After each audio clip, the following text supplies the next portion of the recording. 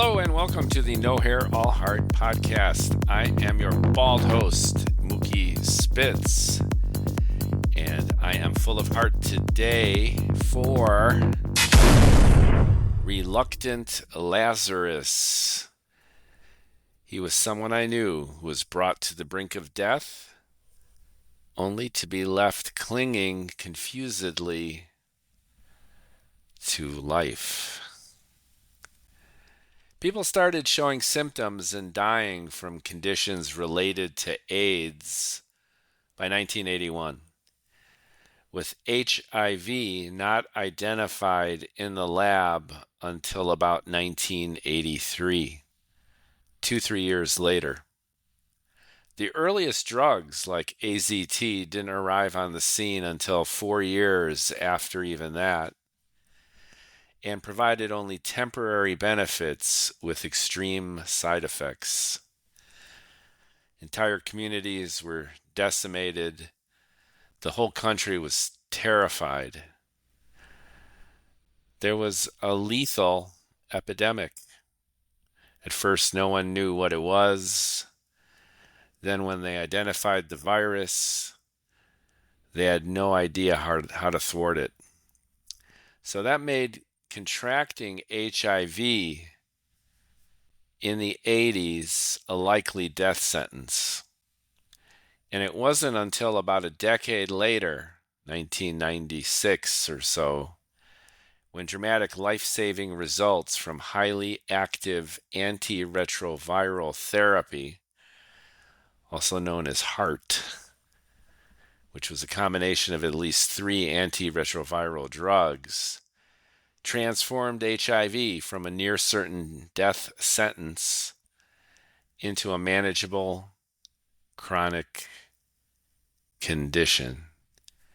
That was around 1996-97 when people with HIV would resign themselves to dying in short order were given a sudden, unexpected, and disorienting second chance at life.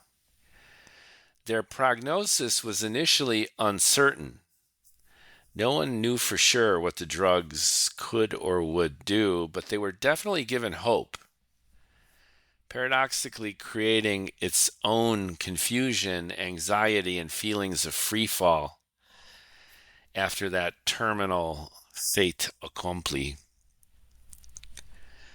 I knew Lazarus here personally and marveled at his resilience in the face of death, and then his consternation that his best-laid plans for a Camus-like happy death were thwarted.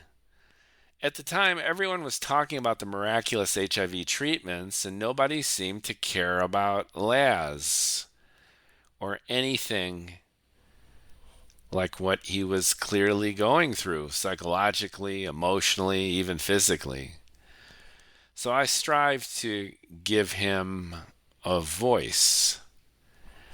And that was this piece that appeared around that time in Nightlines, a free local paper where I was a columnist. And I've dusted it off, and I want to share this piece with you here because it's so odd and inspirational in its own way. And I think these days we need things inspirational in our odd times. Definitely that sense of second chances and rebirth. Brought to the brink of death through the vicissitudes of virility and virus, Laz could finally free himself to love life. Return to rigor and responsibility through inhibitors, Laz now feels fickle about the unexpected oscillations of his fate. Having resigned himself to eternal silence, the statistical ranks of so many others fallen before the plague, Laz had the best summer of his life last year, anticipating his imminent dying by this fall. Released from the burdens of coin, schedule, and all obligation, he partied hardy, entertained friends, read voraciously, sat on his balcony off Elaine Place in Chicago, and passively followed the hours through impressionist variation of light and shadow, day into night. Having finally overcome the fear of his own demise, having interpreted end as arbitrary and involuntary as beginning, he celebrated denouement with the joyful frivolity of a retiring actor, an often uneven and rocky career attaining equilibrium through idle retrospective, and the intoxicated merriment of closing night party with a generally favorable review.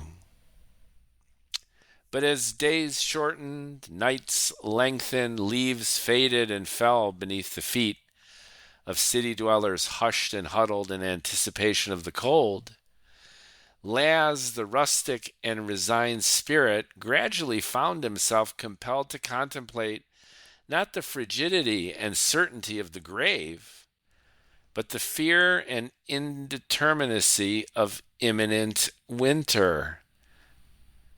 The drugs were working. His counts had stabilized, were rising. 6 months had turned to a year, had turned to 2 years, had turned to who knows? Lazarus, having worked so hard and struggled so long to discover the Zen-like bliss of a dead man walking, found himself gasping through the brittle air of a living man dying.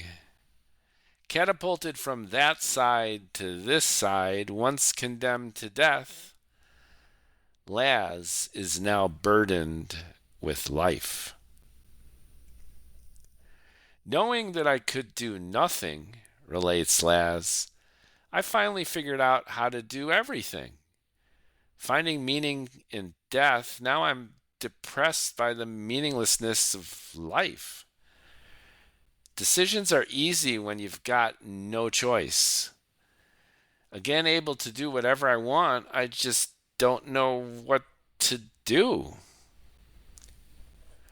Struggling for over a decade across the wake of decimation, the entire community is slowly rebounding with the long overdue availability of medicines often able to extend life. Expensive, highly toxic, and all too frequently ineffective, the newest wave of pharmaceuticals has nonetheless brought many back from the brink. While these drugs can prolong life, they are clearly not a cure. The result is not salvation, but limbo. And in that uncertain Never Never Land, some have become reckless, some overcompensate with an ideology of assimilation, while others, like our Laz here, simply don't know what to do with themselves.